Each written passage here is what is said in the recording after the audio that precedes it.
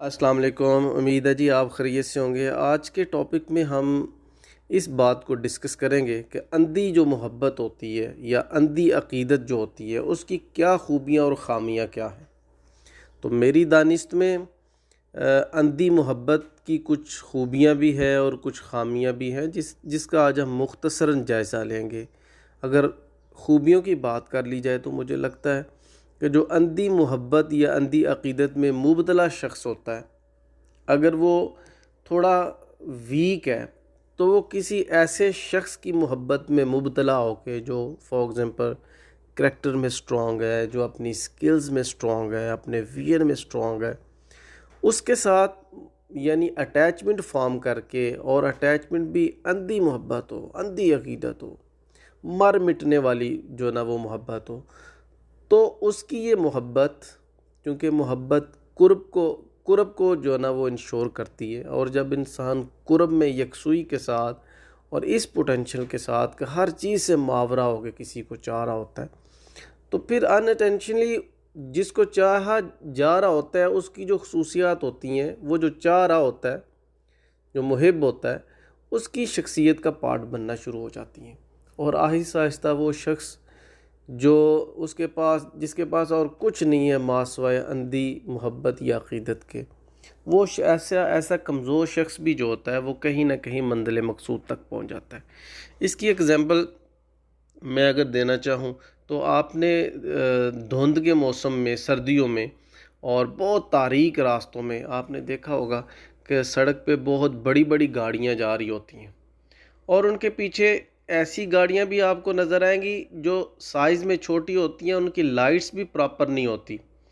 اور وہ ورک نہیں کر رہی ہوتی دھند وغیرہ میں، لیکن چونکہ بڑی گاڑیاں ان کے آگے ہوتی ہیں تو چھوٹی گاڑیاں ان بڑی گاڑیوں کی لائٹس یا ان کو فالو کرتے کرتے وہ بھی منزل مقصود پر پہنچ جاتی ہیں۔ تو یہ کچھ خوبیاں بھی ہیں اندھی محبت کی، جی اندھی عقیدت کی، اس سے ہم جو نا ان کو اگنور نہیں کر سکتے۔ اب آتے ہیں خامیوں کی طرف، تو مختصر ہی میں آج اس پر بات کروں گا۔ تو مجھے لگتا ہے کہ اس کی سب سے بڑی خامی یہ ہوتی ہے کہ اندھی محبت میں مبتلا جو شخص ہوتا ہے، وہ اگر کوئی تیسرا شخص اس کے محبوب کی شان کے ساتھ کوئی جائز مطالبہ بھی کر دے یا جائز اختلاف رائے رکھ لے، تو اندھی محبت میں مبتلا شخص اس جائز مطالبے یا اس جائز اختلاف رائے کو بھی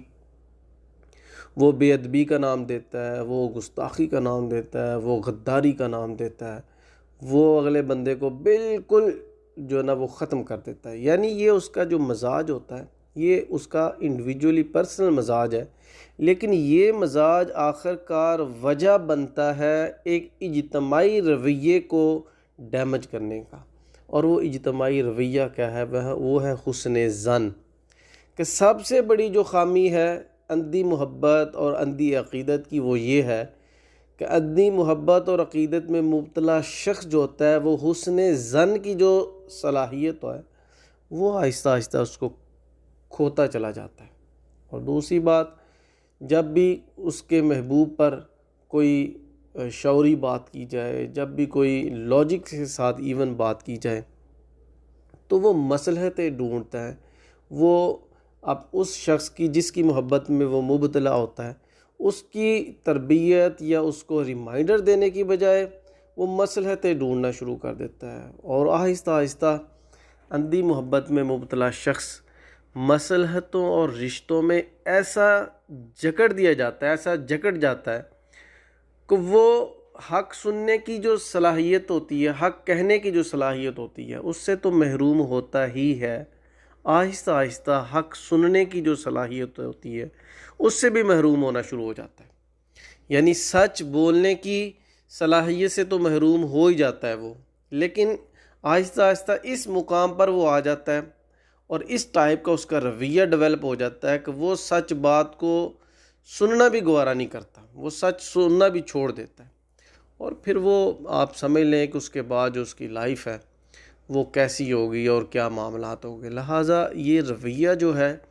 یہ اس کی کچھ فوائد بھی ہیں اور نقصانات بھی ہیں، ہمیں پورا اپنے اس مزاج کو سمجھنے کی ضرورت ہے، اس کو بیلنس کرنے کی ضرورت ہے، اور بیلنس وہی ہے جو قرآن بار بار کہتا ہے، اور جو قرآن نے ہمیں سٹینڈرز دیے ہیں، جو حضور صلی اللہ علیہ وسلم کے اخلاق مبارکہ سے جو چیزیں ہم ڈرائیو کرتے ہیں، تو سٹینڈرز پر بھی گرپ ہونی چاہیے۔ اگر آپ اس ٹائپ کے کسی جذبے میں مبتلا ہو رہے ہیں تو سٹینڈرز پہ آپ کی گرپ نہیں ہے،